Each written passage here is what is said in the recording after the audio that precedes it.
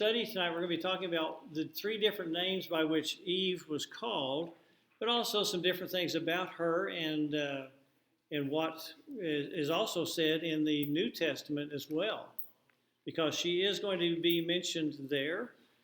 And so we're going to start in chapter 1. In chapter 1, you have kind of the brief overview of the creation. It is given in more detail later on, but you have the overview in chapter 1.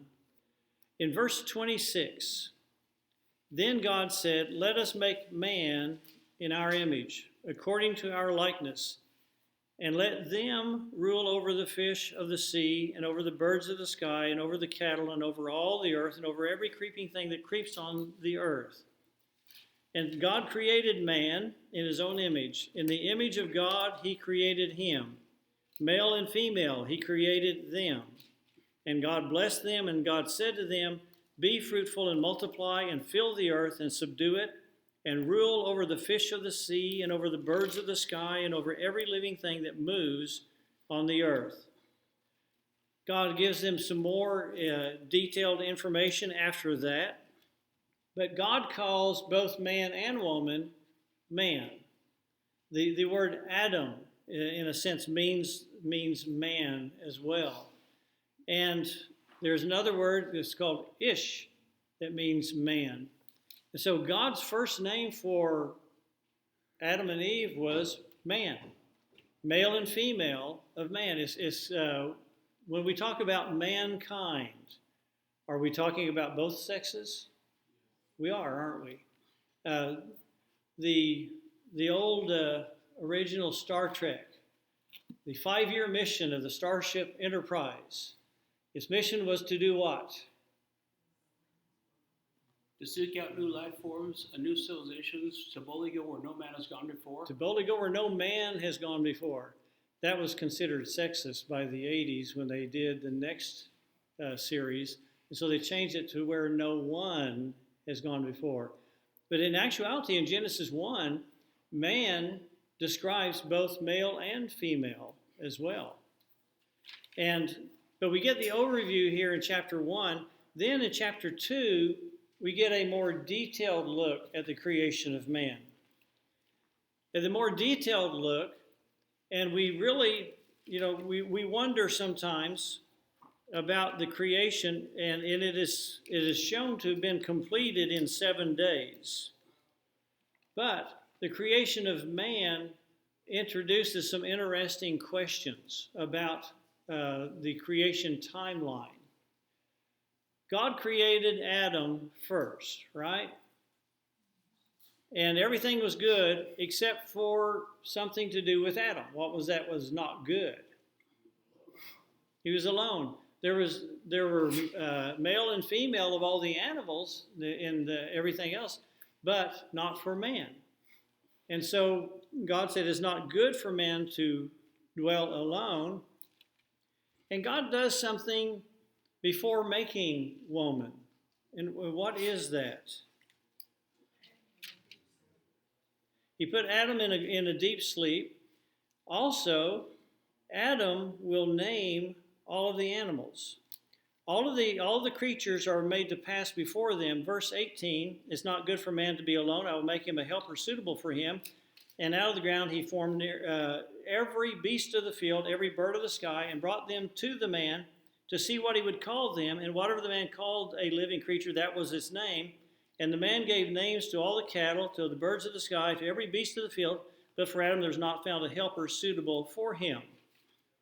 So if this is a literal look at 7 days of creating everything, including creating woman from man, then there's a lot happening this day, isn't there? Not only the creation of all these living animals and the creation of Adam, but there is apparently, for somehow, the recognition that man doesn't need to be alone. It's not good for him to be alone. Now, I know guys that can be alone and not even notice they're alone for days on end. I mean, it's just kind of like after a week, they say, you know what? It's been quiet lately. There's nobody else here. Man is just kind of that way. But apparently there's enough time that elapses for man to see and agree that there's something missing here. And there's also enough time for God to cause all of the animals to pass by man to see what man would call them. Now, I'm glad that Adam got this job and not me. I have no imagination whatsoever. I would have probably ended up calling them number 1, number 2, number 3, number 4. That's the extent of my imagination. But Adam names all of these creatures. And I was visiting with a lady one time. I went to school with her sons. And she said, have you ever thought about how intelligent Adam was? And I said, I really never thought about that. What do you mean? She said he was intelligent enough to give names to every living creature. And names that stuck with all these living creatures. And names that apparently were appropriate for all these living creatures. And she said he had this intelligence about him to be able to do that. And she said, I think the introduction of sin is what destroyed a lot of the potential for man's intelligence. Because man then got diverted away from God. But while man was concentrating on God and focusing on God, there is this sense of intelligence about him and awareness. The awareness to know that he's different from everything else God made. And he doesn't apparently like being that different. There is an old Hebrew writing called the Midrash that elaborates a little bit on the creation of Eve. God did not start from nothing, and God did not create Eve from the dust of the ground as he had Adam. What did he create her from? From his rib. The Midrash says that God did not create her from his eye, lest she be considered too lofty in her own view. Nor did he create her from Adam's head, lest she tried to take dominance over him. And so on it went. The Midrash has some very, I would say, pessimistic or, not very good views of women in a sense, in the way that they have treated some of the things about Eve, and we'll get to that a little bit later. But after he creates her, Adam gives her a name. Now, God's already given her a name. She's part of man. Now, Adam gives her a name, woman. The name Ish usually represented a man. Isha is the name that he called her if Hebrew was what he was speaking at that time. But at any rate, he calls her a woman because she was taken from man. So there's this sense of the beginning of woman that's tied into her name. And that's something that you cannot really get past. There is an order to the creation that's going to affect a lot of things from here on out. And we're going to see that in a little bit. So then, something happens. After Adam had made the statement in verse 23 and 24, this is now bone of my bones and flesh of my flesh. She shall be called woman because she was taken out of man. For this cause a man shall leave his father and his mother and shall cleave to his wife, and they shall become one flesh. Adam speaking prophetically here, because Adam and Eve did not have parents to leave to become one with one another. But Adam and Eve recognize the procedure, what's going to be happening in the future. They have that amount of intelligence. They can foresee what's going to be happening, and they're going to know that there is going to be that little bit of a problem with some of separating from mom and dad. All of us have known somebody, not within our own family, it's always in someone else's family, but someone that we've known who just can't get that umbilical cord unplugged, right? It's just there, and it's, mom or dad has a way of just tugging on it every once in a while. But Adam sees the need for separation here. And chapter 3 introduces us immediately to the bad guy, in this story. The serpent. Is there anything in chapter 3 that tells us that the serpent was Satan?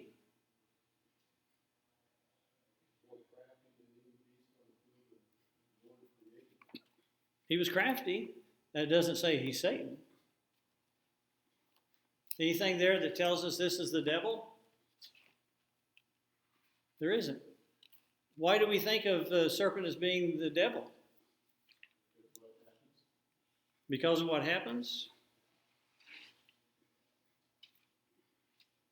What else? Revelation 12:9. And the great dragon was thrown down, the serpent of old, who is called the devil and Satan, who deceives the whole world. He was thrown down to the earth, and his angels were thrown down with him. Exactly.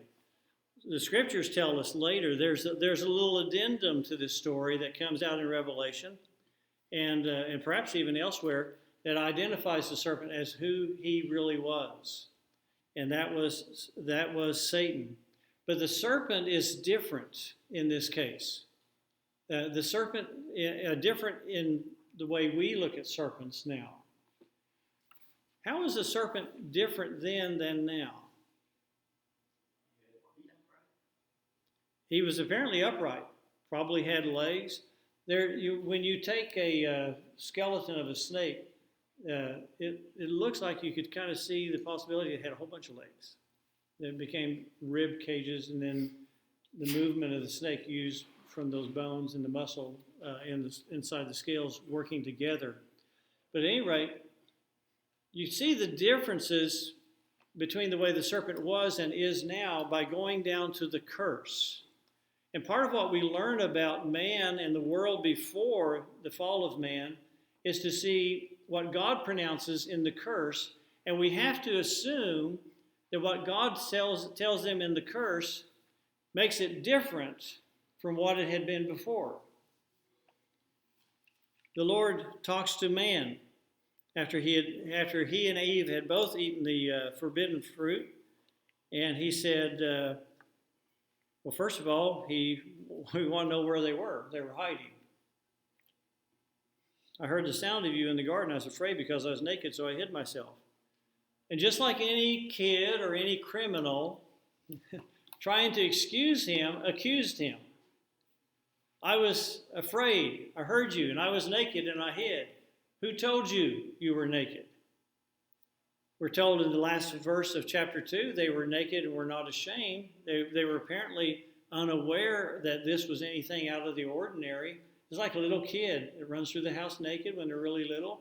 Then at some point they get this self-awareness about them, and they're embarrassed if a visitor sees them that way.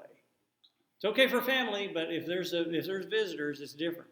Sandra? And looking at this, I just kind of thought about that. It makes me curious that they weren't surprised that the serpent is speaking to them. Yes. So it makes me wonder, I mean, is this that the other animals spoke to them as well? Or what was it that didn't surprise them? Because obviously if we saw an animal speaking to us, or a serpent or something, I mean, that would be quite a shock. So I don't know if that would be something that they felt like was, because it was unlike the serpent that was able to speak with them, so they thought maybe it had additional knowledge or power or something. It was more subtle or intelligent, apparently, than the other creatures. Apparently, God endowed that upon this animal. But, that is of interest.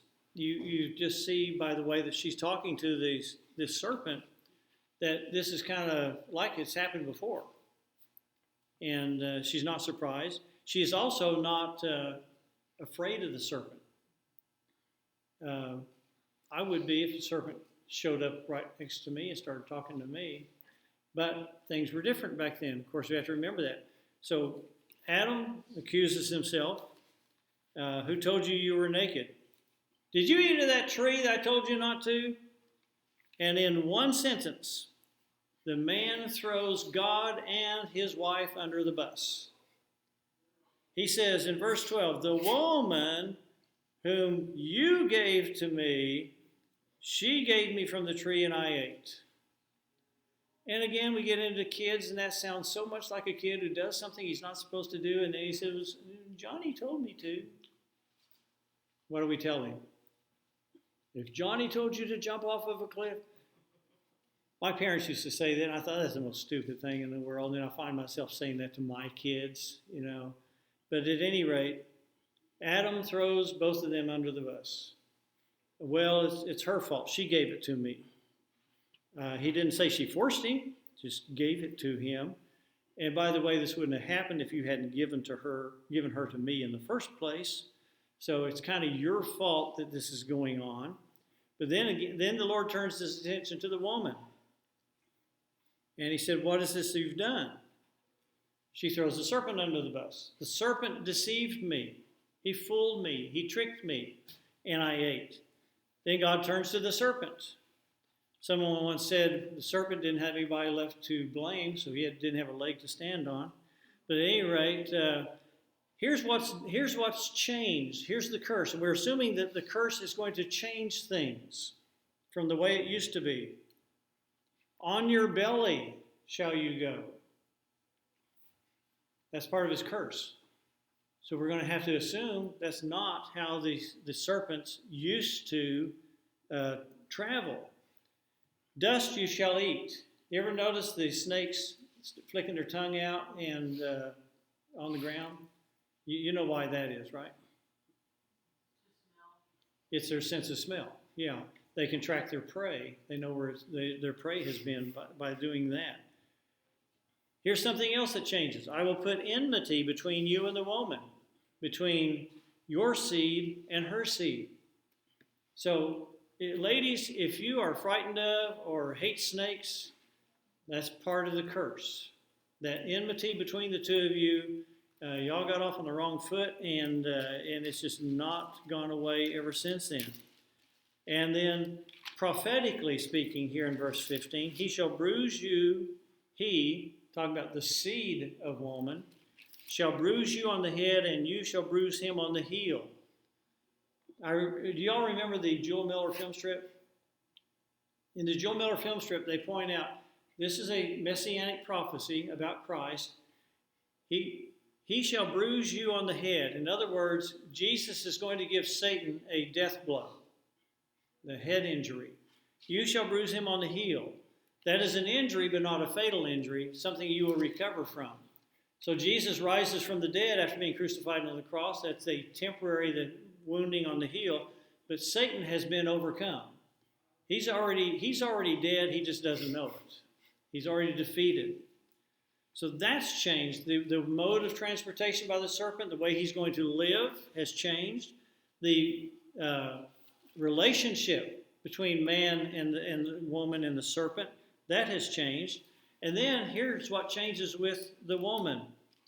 I will greatly multiply your pain in childbirth. In pain you shall bring forth children, yet your desire shall be for your husband, and he shall rule over you. The curse for a woman implies that they have already had children, does it not? I'm going to multiply your pain in childbirth. In pain, you're going to be bearing children. If you've watched animals give birth, it doesn't always seem like there's pain involved, does there? It's a natural process. Sometimes they have difficulty. Sometimes there is a death that occurs of a horse's foal or the mare or the cow and the calf. But it doesn't seem like there's pain there. But this is going to be different. This is part of the curse. And here's another part of the curse. Your desire shall be for your husband, and he shall rule over you. You're going to be one of these, you're going to be a creature whose natural desire is to be with her husband, even though he's going to rule over you. And when it talks about he's going to rule over you, what do you think God is meaning here? And guys, be careful if you answer this one.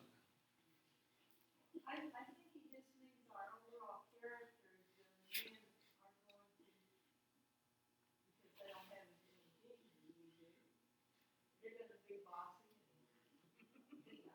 But they're just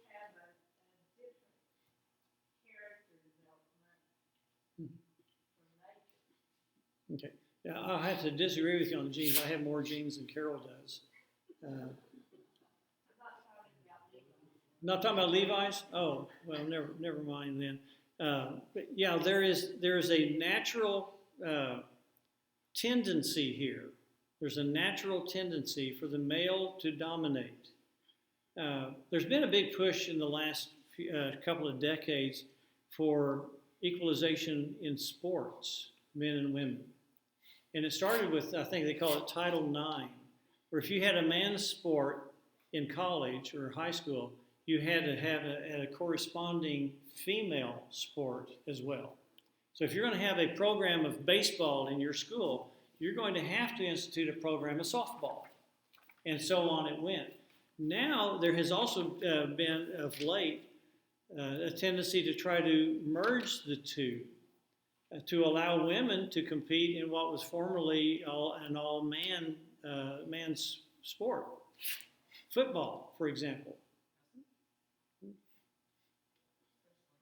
Wrestling is another.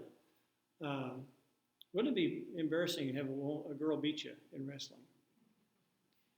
I'm sure it could happen a lot, but it'd just be embarrassing to have it happen to you. But anyway, yeah, football. There's several girls been kickers, and in football. So far, a women's football program hasn't really taken off, but there's been this desire, and now we have people who started out as male, decided that inside they identify as female, and so they get a few changes made, and now they're competing in women's sports. And guess what's happening? They're winning. The male body is more developed Mm-hmm. differently than the female body. You've noticed, yes. It is. But at any rate, the women are now saying, hey, wait a minute. That's not right. Well, no, the argument's been being made for a long time that that's what we want. But it isn't right. I'll have to agree with that. It's not right.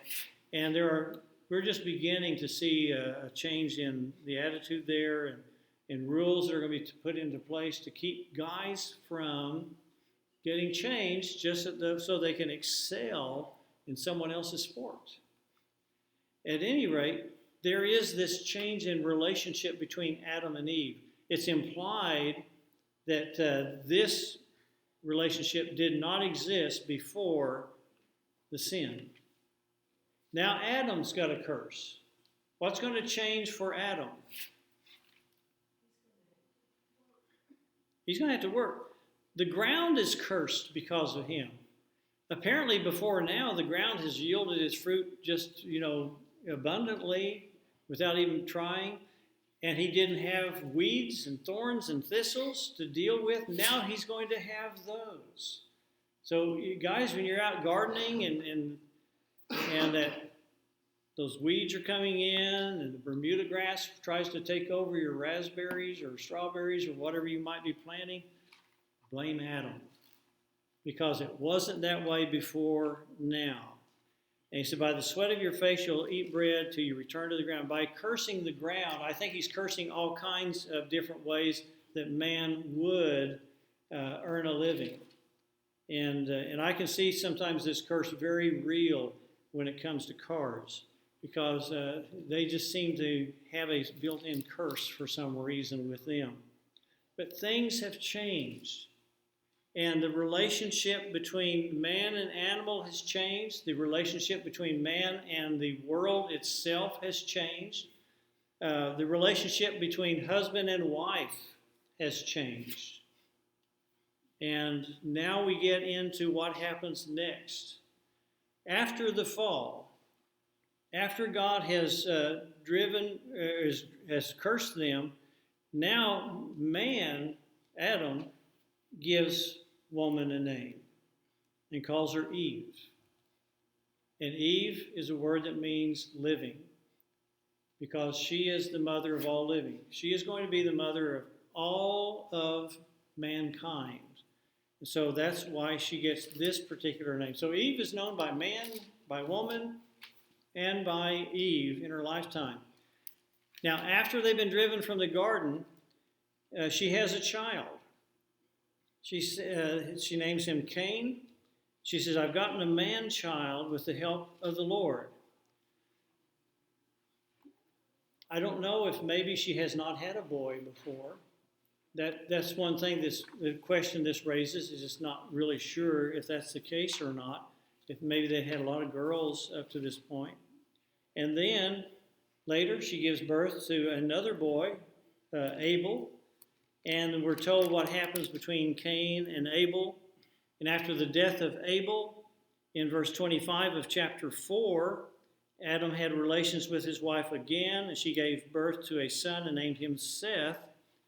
And the word Seth means seed, for she says, God has appointed me another offspring in the place of Abel, for Cain killed him. And to Seth and to him was also a son born, and he called his name Enosh. Then men began to call upon the name of the Lord. So we're beginning to see the introduction of religion in the world in a more organized way. But at any rate, we have, right up to now, everything we've known about Eve out of the Old Testament. Very briefly, I want to get into something that Paul writes about man and woman's relationship in the church in 1 Timothy chapter 2. In 1 Timothy chapter 2, he's talking about the role, he's talking about, first of all, God wants everyone to be saved, to come to a knowledge of the truth. And in verse 8, he said, I want the men, and he uses a word that is particularly specific about the male of mankind. I want the men in every place to pray, lifting up holy hands without wrath and dissension. Likewise, I want the women to adorn themselves with proper clothing, modestly, discreetly, and goes on to talk about her. In verse 11, let a woman quietly receive instruction with entire submissiveness. For I do not allow a woman to teach or exercise authority over a man, but to remain quiet. Now, here's where you get into a lot of arguing, especially in today's world. We've seen the movement to give women the vote. We've seen the movement to give women all the legal rights that a man has. We've seen the Equal Rights Amendment fail, but to a great extent, it has succeeded without having to be passed. You'll see women in roles of leadership everywhere in the business world. You'll see women in roles in the military. And apparently there was a little bit of that in the world before Christ came. But Paul's talking about the church here. And the church is an entirely different picture here. And when Paul tells something like this, there are times when he's talking about his own opinion. When he writes to the Corinthians about the length of man's hair, the length of women's hair, he said, this is something that I say, not the Lord. And he talks about the relationship of marriage to an unbeliever in 1 Corinthians 7. And there he'll say, this is me talking, not the Lord.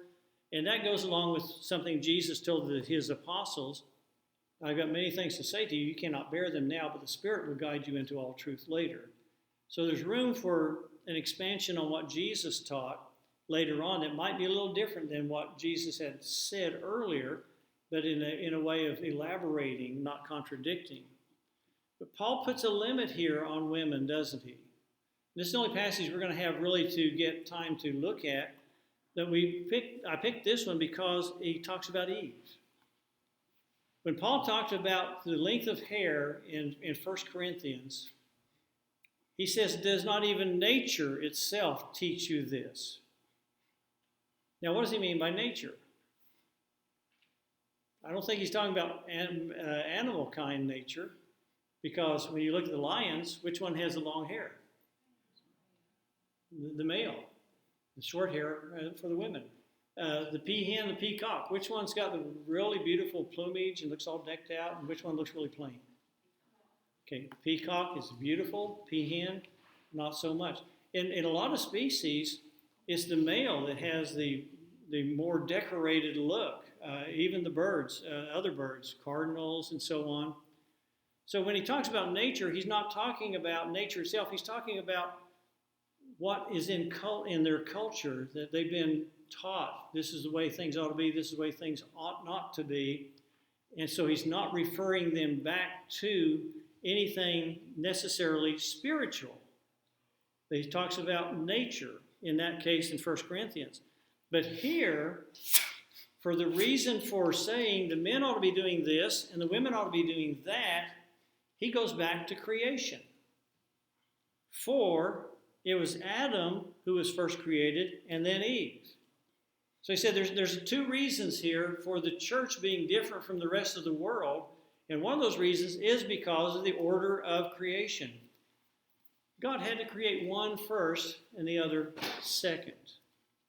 And apparently there was meant to be a natural order to this that God intended to maintain. Secondly, it was not Adam who was deceived, but the woman being quite deceived fell into transgression. So it was because of what happened to man in the garden. Adam was not deceived. Adam went into that sin with his eyes wide open. He knew what he was doing was wrong. Paul will tell the Romans that the entire world has suffered from sin, even those that didn't sin after the likeness of Adam's transgression. This is in Romans 8. The likeness of Adam's transgression is this. He's the only person that God spoke to specifically and said, don't do this, and he did it anyway. That's different. None of us have ever talked to God. We've never given a direct commandment from God. Adam did, so that's different. But also what's different is that Eve allowed herself to listen to someone other than God, someone other than her husband. And it got her into sin. And then she led Adam into sin with her. And then in verse 15, Paul follows this up. Women shall be preserved through the bearing of children if they continue in faith and love and sanctity with self-restraint. This is not to say a woman cannot be saved if she can't have children. But this is talking about the role that God has set. That if we, and I'm talking about male and female, the man has a responsibility here as well in chapter 2 of 1 Timothy.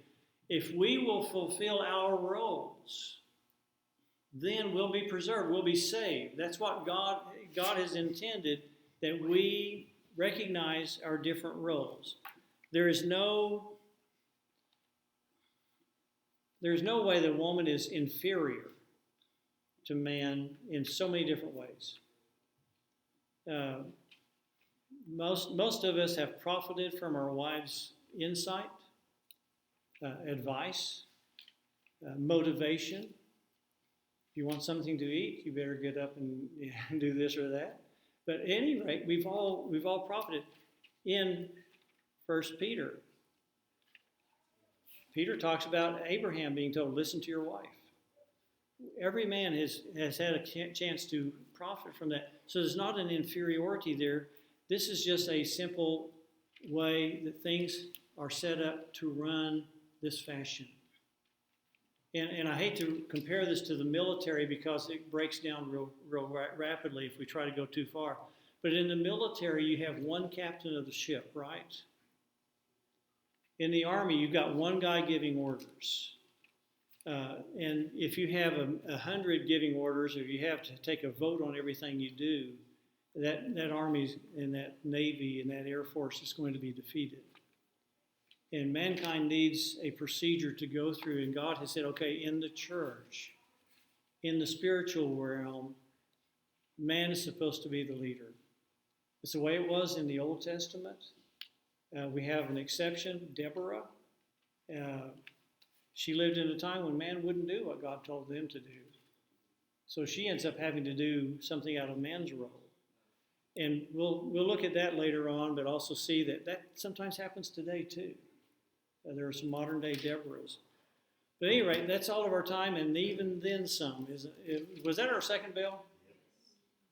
Yes. Okay. I want to say one thing. You alluded that they may have had daughters before Yes. Cain and Abel. I don't think so.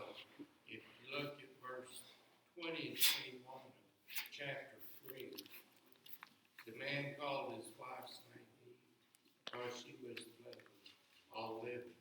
And the Lord God made for Adam and for his wife garments made of skin and clothed them. Then, when you go on down there, let's see, verse 24. He drove out the man and at the east of the garden, the big place, cherubim. But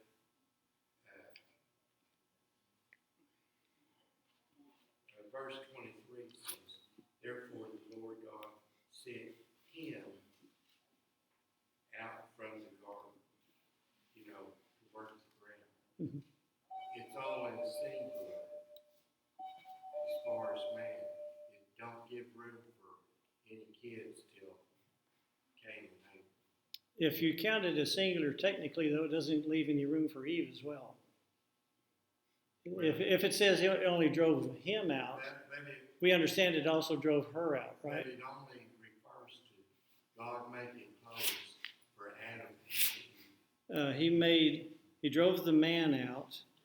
At any rate, the word man does not necessarily confine itself to a person.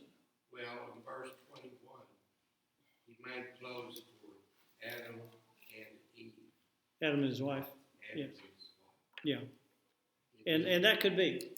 I'm not going to argue that they necessarily had to have, but there is that implication because of multiplying her pain that she in childbirth, that she has experienced childbirth before now. I think he just multiplies what it would have been. I don't think there's any kids. That could be, but it would be hard to understand multiplying something you've never experienced before. Anyway, thank you guys very much.